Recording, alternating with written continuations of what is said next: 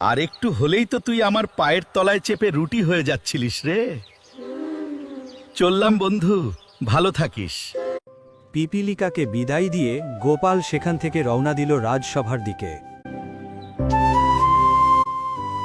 আর এদিকে শয়তান মন্ত্রী ঘুটার সাথে পরিকল্পনা করছে। শোন ঘুটা, গোপাল এখান থেকেই ফেরে, তুই গাছের আড়ালে লুকিয়ে থাকবি।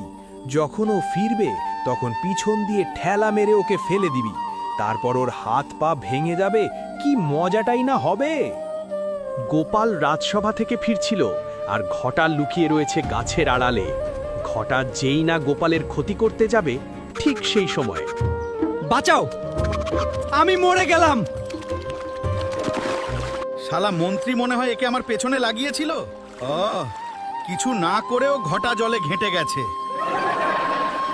এইভাবে পিপিলিকাটি গোপালের সাহায্য করল, যেটা গোপাল কোনোদিন জানতেও পারল না। ভালো কাজের ফল ভালোই হয়।